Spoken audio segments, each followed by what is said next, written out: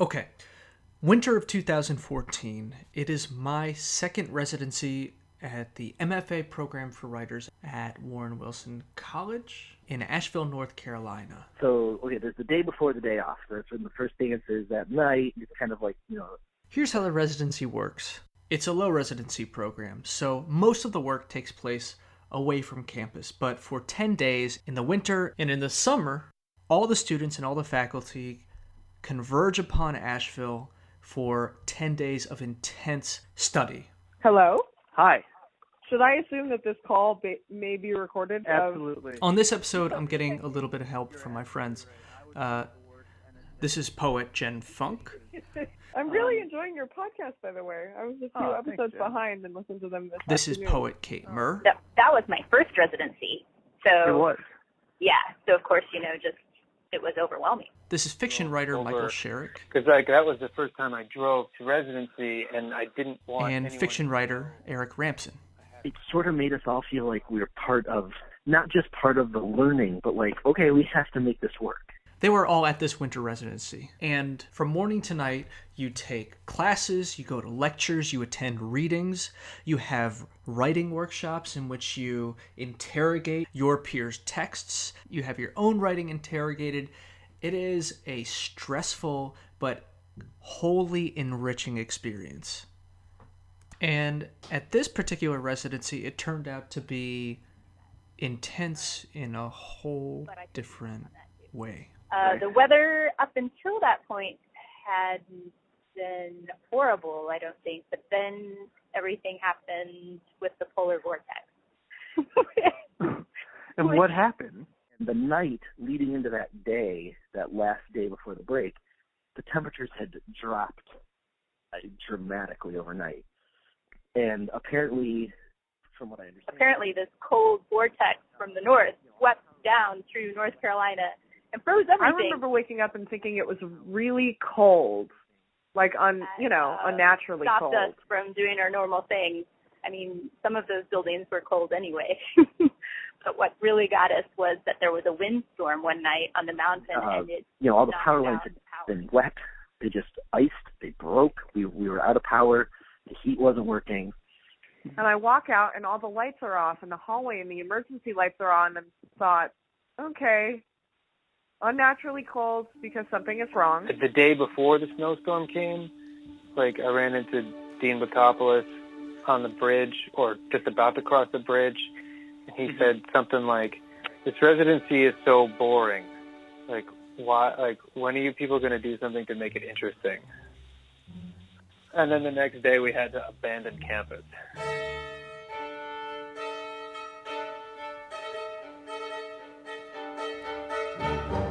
So at some point during the day of the freezing, we're gathered together. Deb Alberry, the program director, our fearless leader, makes an announcement, says, "Gather your stuff, get what you need. We're moving. We're going to Black Mountain, a town just a few miles away."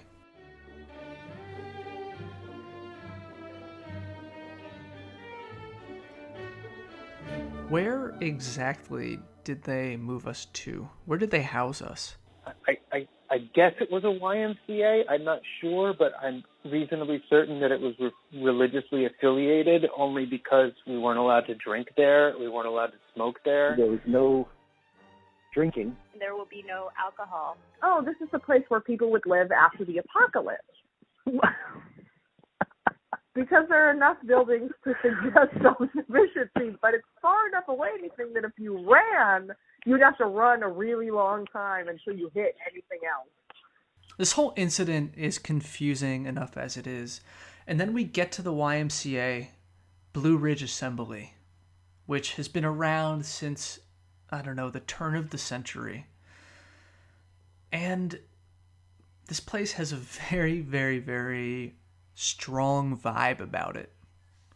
Yeah, so describe this place a little bit.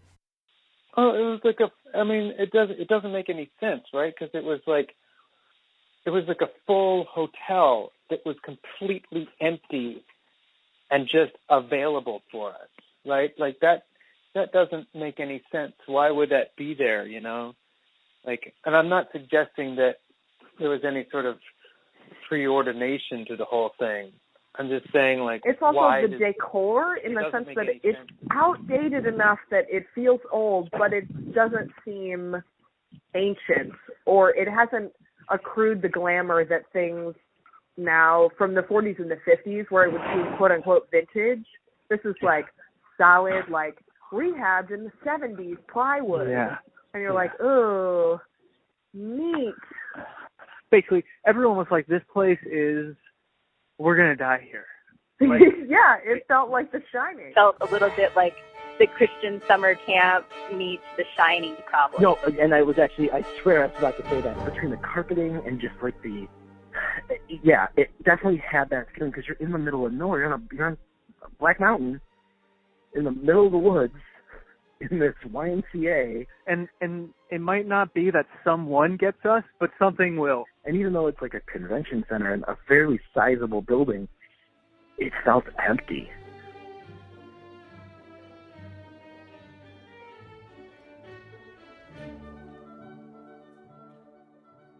As I mentioned before, every night while we're at residency, there are readings. At first, they're done by the faculty, and eventually the graduating students go up and do readings of either poetry or fiction. And that night at the assembly was no different than any other night. We had a reading. The reading was staged in a chapel. There was a glowing cross that all of the faculty stood in front of. And Deb Alberry steps up to the front of the pulpit. She says good evening, a few introductory words. And she says, here's a little bit of trivia, and some of you may find this interesting. The YMCA Blue Ridge Assembly, where we're staying right now, is the original site of Black Mountain College. Black Mountain what? That's what I was thinking at the time. I had heard a little bit about Black Mountain College. I wouldn't expect you to, though.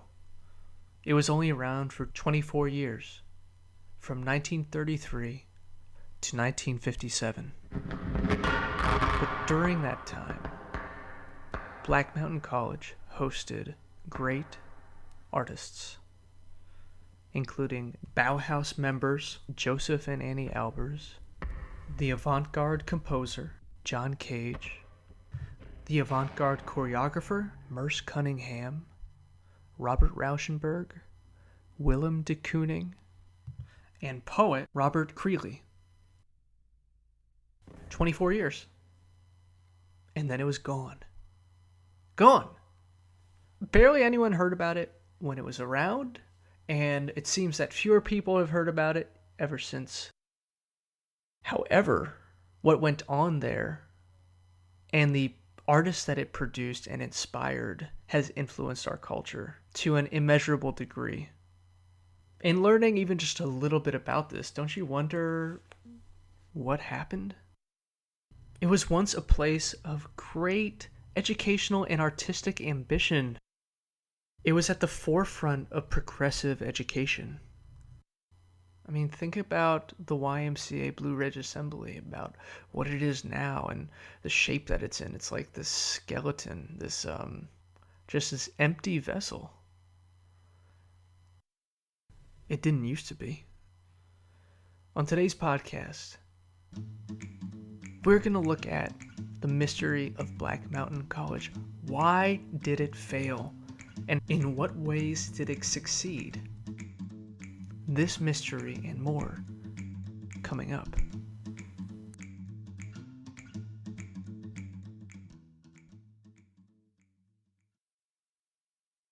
Black Mountain was initiated by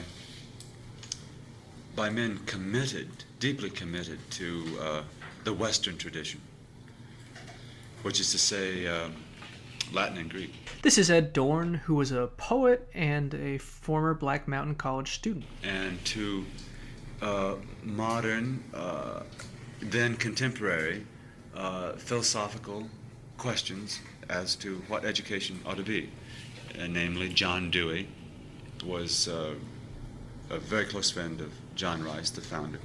We can talk about Josef Albers and John Cage, Merce Cunningham, Robert Rauschenberg, but really Black Mountain College begins with John Andrew Rice.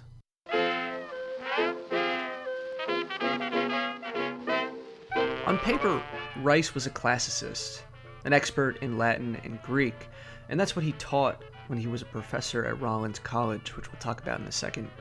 He was also a good friend of John Dewey, as Ed Dorn had just mentioned. John Dewey was at the forefront of progressive education in the United States. It was his belief that all education should be student-centered and completely unique to the individual needs of a student. Rice passionately agreed with these ideas, and it was with these ideas that he went forward to establish Black Mountain College after he was dismissed from Rollins College. Rice was a notoriously outspoken individual. He was not one to pull his punches. He always spoke his mind, and he did what he wanted in and out of the classroom.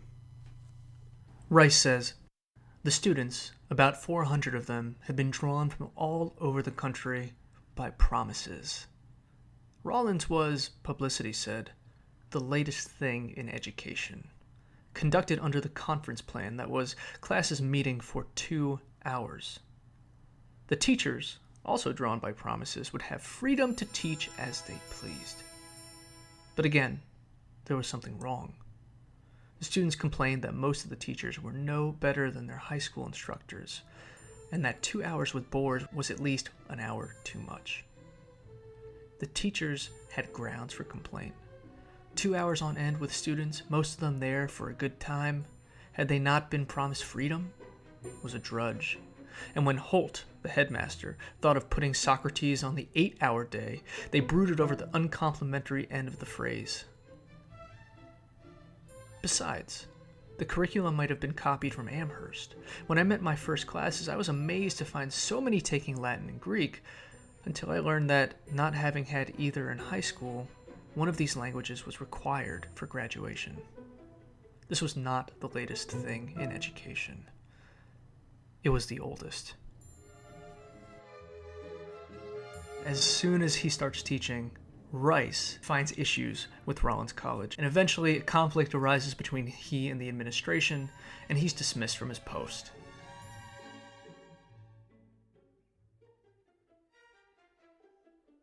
What was it that he saw that was wrong with traditional education?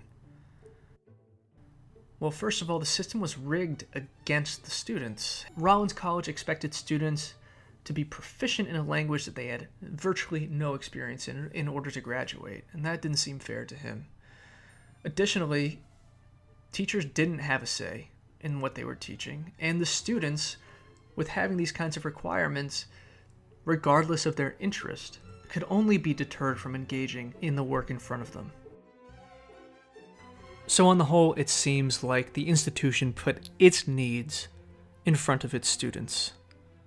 And to Rice, that is inexcusable.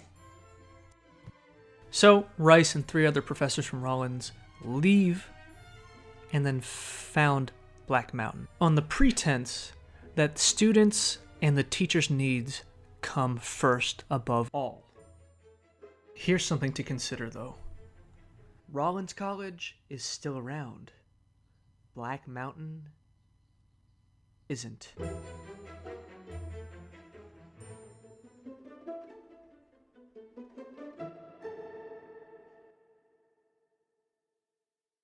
In 1936, a reporter named Louis Adamick came to Black Mountain College to do an article for Harper's Magazine. He intended only to stay for 1 day, but when he arrived and he saw what life was like there, he felt that the college deserved a longer look. He stayed for 3 months. He writes, "I admire the whole group that left Rollins and launched a new college in the turbulent wake of the bank holiday. But I wish to commend particularly the 15 boys and girls, average age 20, including the president of the Rollins student body and the editor of the Rollins campus paper, who joined the rebel professors in the seemingly impossible enterprise of starting a new college when none of the professors had the least notion where they were to start it or what they were to use for money. Unlike the dismissed teachers, these 15 students were not compelled to leave their dormitories in Winter Park and go looking for a spot on which to pitch their tents. Without them, Rice and his associates could not even have thought of starting a new school. And after the new college was announced, these students helped the teachers to raise the minimum sum necessary to rent the hotel-like building they chanced to find at Black Mountain, and buy the essential equipments for classes and food for the group for a few months, and to get 4 more students and 3 more instructors, so that when the college opened, the teaching staff numbered 9, and the student body 19. Students and teachers pooled their personal book collections and called the result the college library, and agreed to contribute manual labor voluntarily. The teachers drew out of the treasury only what they needed for clothes and incidentals, which averaged $7.27 per person per month. But even so, the college nearly collapsed twice for lack of money, and was saved by the joint resourcefulness and self-denial of both the faculty and the students. The life of Black Mountain College resembles so closely the life of any artist. To live as an artist, it requires a hustle, a scrappiness. It's not easy. You have to juggle jobs, you have to find your rent in an economy that is not necessarily friendly to creativity and artistic talent. And this is a struggle that Black Mountain is going to carry until its end. It's 1933, there's a depression on. And if there's one thing that we can learn from Black Mountain College, it's that when life gives you lemons, make some fucking lemonade. Es spricht der Führer.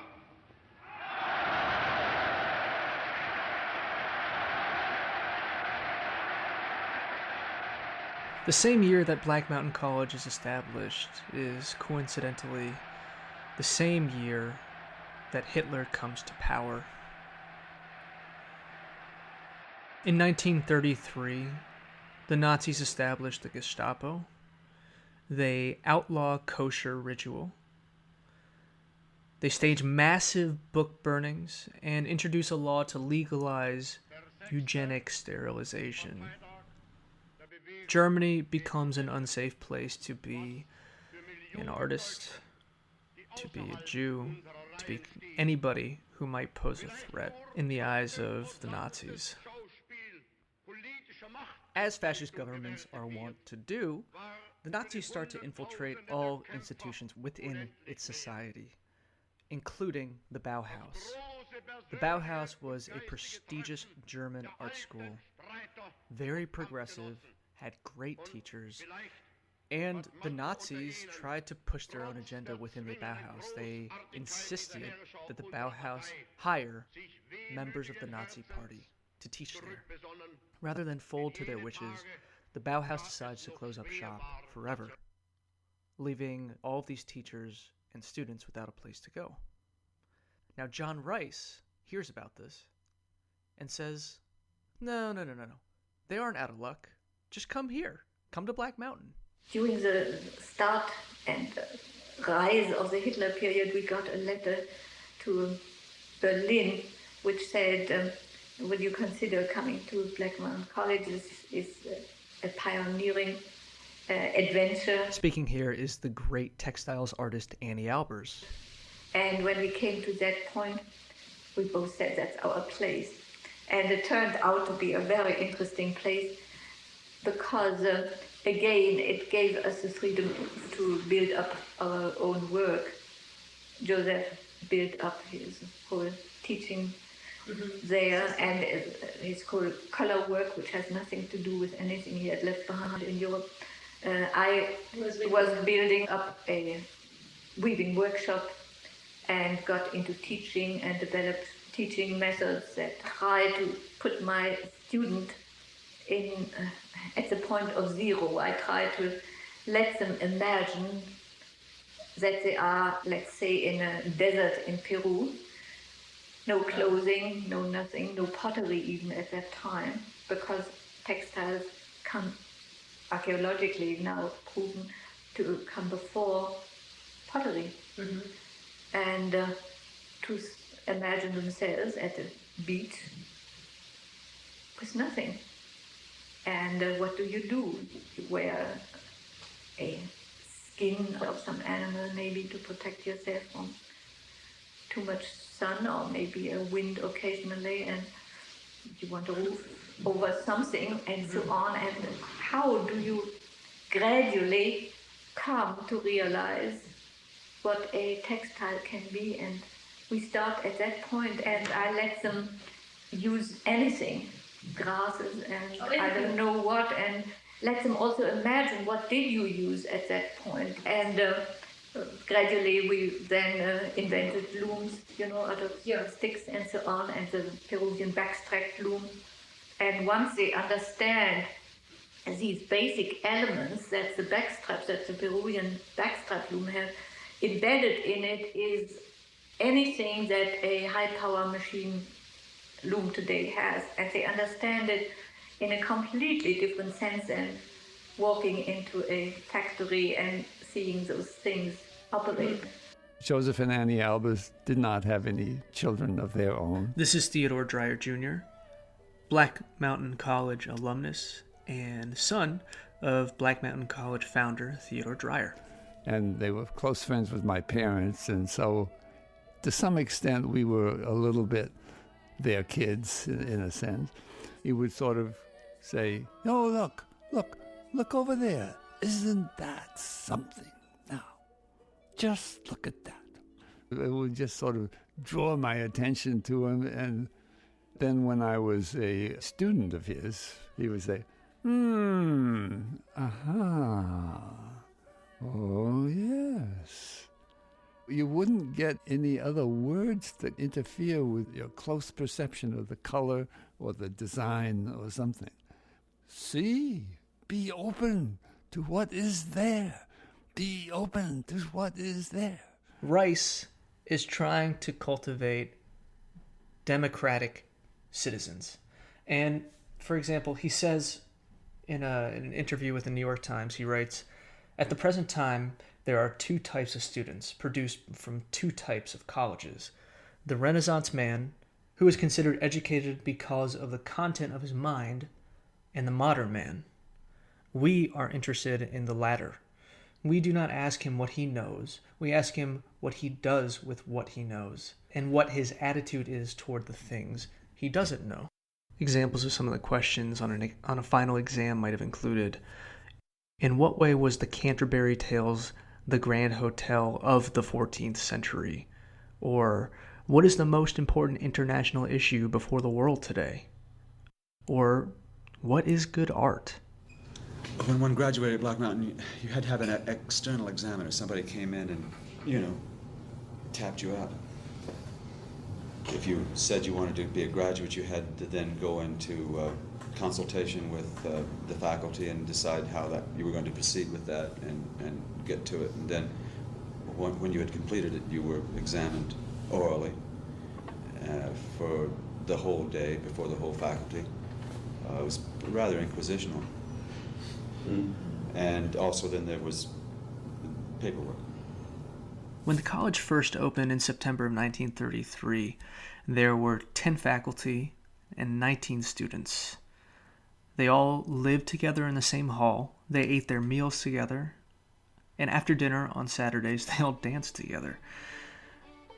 Perhaps most importantly, David Silver says in his essay, Building Autonomy, Creating Community, is that they all worked together.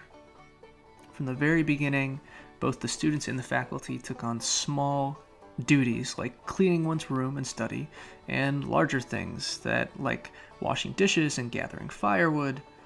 In its first year, some students came together and wanted to start a farm to help save money and build community. Through the 1950s, the farm provided food for faculty and student meals. Mary Brett Daniels, a student in the early days at Black Mountain, said that the work program contributed to the sense of a community. Not a token work at all, but real and necessary work that everyone shared, that had to be done. All of the work that the students and faculty did to help sustain this college, this community, contributed to its culture, contributed to its identity of independence from the rest of the world.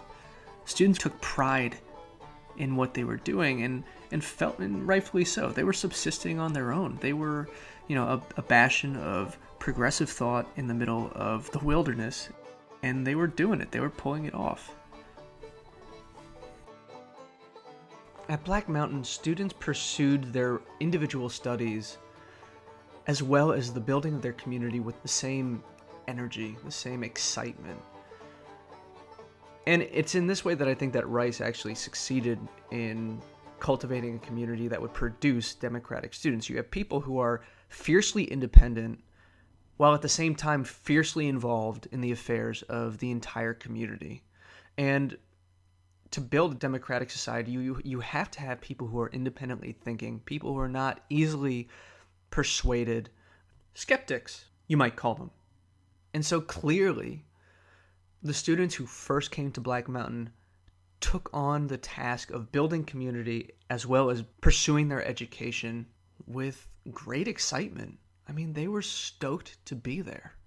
So when the United States basically imported the German model of higher education. This is Louis Maynand, writer for The New Yorker, in conversation with Christopher Lydon for Open Source Radio. To come into being in the United States. That's when Harvard and Yale and Hopkins and Columbia and Michigan and Stanford create graduate programs and all of that.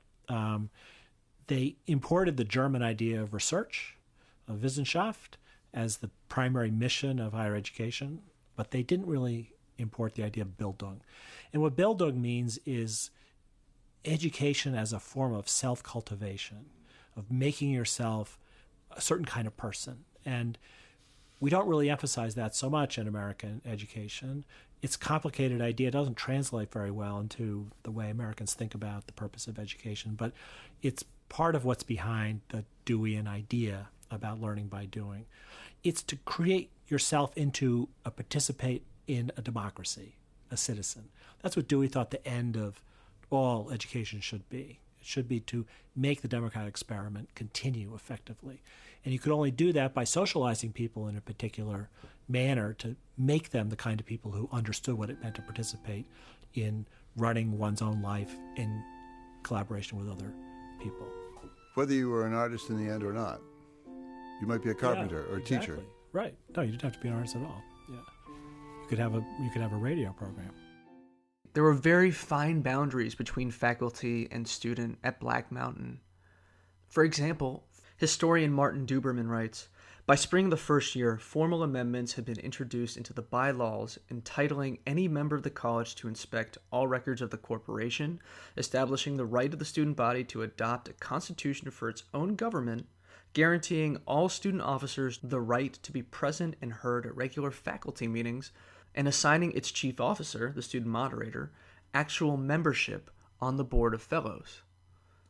Students and faculty ate together, they were housed together, and for the most part, this created a real bond between student and faculty. It also made it very easy for people to cut one another emotionally. I mean, when you're living in such close quarters in a community that is so vulnerable to criticism, you're going to have squabbles, you're going to have arguments. The permeability of these boundaries, however, did lead to some controversy.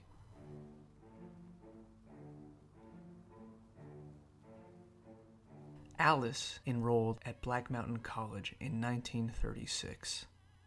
Initially, some of the faculty were skeptical of her abilities and her commitment to scholarship, but in time, it turned out that Alice was no slouch. She was a sharp-witted, strong, independent woman. Alice is not Alice's real name, and Alice got John Rice's attention.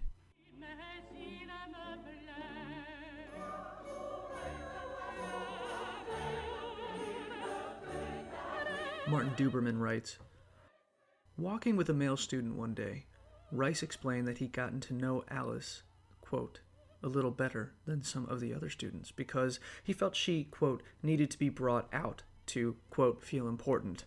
With a little attention, he said, she would, quote, blossom. Rice had taken on the persona of a benign father figure to many of the students at Black Mountain. So this wasn't totally unbelievable that he would mentor a student closely, but this was not the whole story. By the winter, Alice and John Rice got involved. They hooked up. And they hooked up for a while. And eventually, the campus finds out. Rice is a married man. He's the rector of the school. He's basically the headmaster. In Louis Adamick's article for Harper's in 1936, he represents Rice as being the mainspring of Black Mountain's success. This, however, is also a deception. Rice's relationship with the students and the faculty at Black Mountain was not always harmonious. In fact, this was rarely the case. Here's one example of the kind of run-ins that students or faculty may have had with Rice. A young man was hired to teach philosophy at Black Mountain. He was coming from New York, and his father was a distinguished rabbi.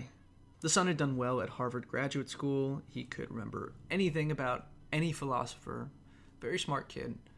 And it seemed like the son wanted to match his father in his reputation and his accomplishment. But when he came to Black Mountain to teach, his classes were poorly attended. And he found himself in a bummer of a situation. He wasn't teaching. He wasn't really doing much of anything. So one day, he goes to Rice's office looking for some advice. Well, he got it. Rice said, "I'm going to tell you something that you won't like at all. But I'm honest and I'm serious about this. You have no business teaching. You have no real interest in philosophy. You don't give a damn about philosophy. And you're not interested in teaching, and you can't be if you don't give a damn about it. Now, do you want me to tell you what I think you really ought to do?" "You ought to be a golf pro," said Rice. "And I mean it."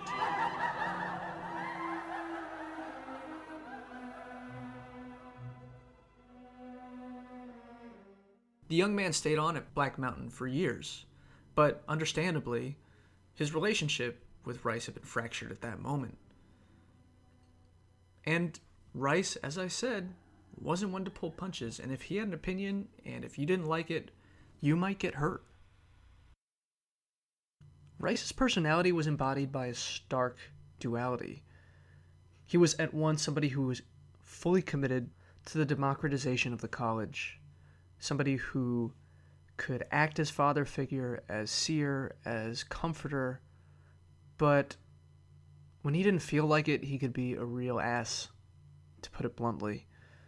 He would spout off about how community needs to make decisions on its own, and then while away from the college, because it couldn't make decisions quick enough, would unilaterally make decisions for it. Leading up to the affair with Alice, the college had become a bit of a pressure cooker. The fall of 1935, the term before Alice arrives on campus, a new professor by the name of Irving Knickerbocker starts teaching at Black Mountain. Almost immediately, Knickerbocker and Rice start feuding. Knickerbocker starts talking shit, basically, instilling fear in the hearts of his students over Rice's personality and his methods. And eventually, the Board of Fellows, Rice, 3 other faculty members, and the student representative decide not to renew Knickerbocker's contract by the end of the term.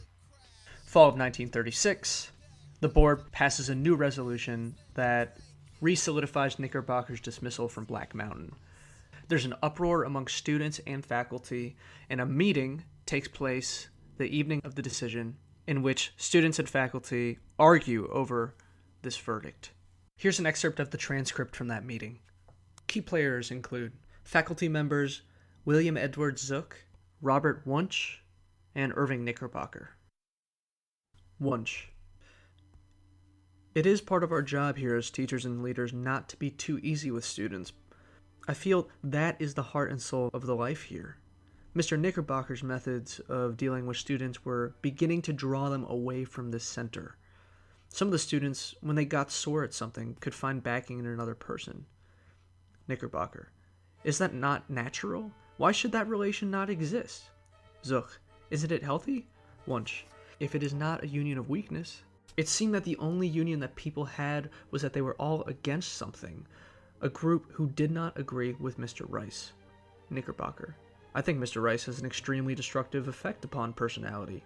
Dreyer, how did you arrive at that conclusion? Knickerbocker, the conclusion is based on acquaintance with students. Zuch, to me it is a matter first of absolute individual integrity, and the second thing is scholarly competence in a field. I feel that the moment you try to get agreement in teachers as to methods, content of courses, and so on, you cease to become a school and become a seminary. I'm quite sure Mr. Knickerbocker believes in free inquiry. Dreyer, I don't agree. Knickerbocker, does this basic agreement include agreeing with Mr. Rice? Dreyer, certainly not. It certainly does not. Knickerbocker, I have done my best to protect the students by giving them all the information I could about Mr. Rice and his methods. Tasker Howard, student, I think that this is the trouble. The effect upon the students with whom you do that is merely to build up fear and resentment against Mr. Rice that blinds them to what may be of good in his methods and what he has to teach, and magnifies the defects of methods that you speak of. Zuch to Wunsch, I understood you to say that the thing you objected to in Mr. Knickerbocker was that his teaching method included coddling the students. Wunsch, I didn't say his, quote, teaching method. It is principally outside of the classroom. In the classroom, he seems to have done a very good job. Zuch, outside of the classroom? Well, we all teach here all day long. Did you say you felt that that method was antagonistic to the method that Mr. Rice uses? Wunsch, I didn't say Mr. Rice. Zuch, well, the center of the school. Wunsch, I don't think he is the center of the school any more than anybody else is. Knickerbocker, if Mr. Rice is not the center of the school, then how can my opposition be to the school? Wunsch, I think it is opposition to what I believe is good relationships. Mrs. Mollenhoff, there has to be a certain amount of loyalty to the institution itself. I did not feel this in Mr. Knickerbocker. Knickerbocker has made students part of this place, but has made them opponents of Mr. Rice.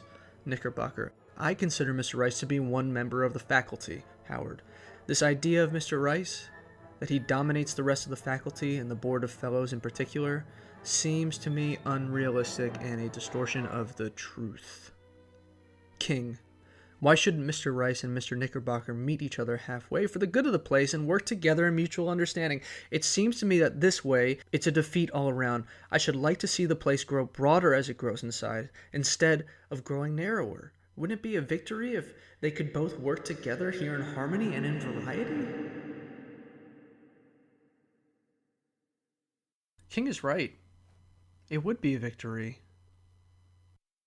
But it didn't happen.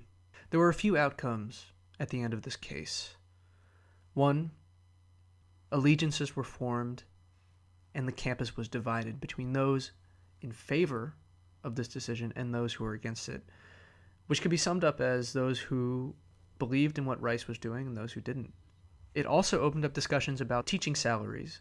At the time, salaries were calculated by what the teacher was worth to the campus.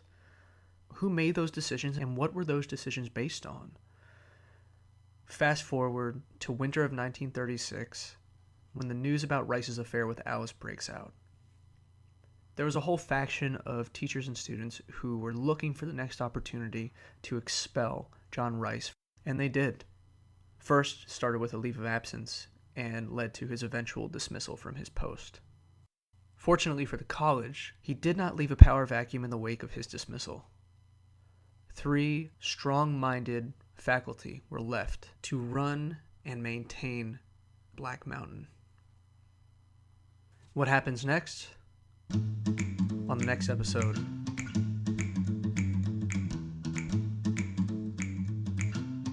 Thank you so much to my community. Kate Murr, Eric Ramson, Michael Sherrick, Matt Albersworth, and Jen Funk for all of their help with this episode. I could not have done it without them, and I will not do the next one without them either. So thank you, thank you, thank you. Love you guys. For more information, please visit wordshop101.com. If you haven't subscribed to our YouTube page, look us up. And we're also on Facebook, facebook.com/wordshop101. Always accepting submissions. Email us, wordshop101@gmail.com. And if you got any words of wisdom or advice or guidance or whatever, send it our way as well. Until later.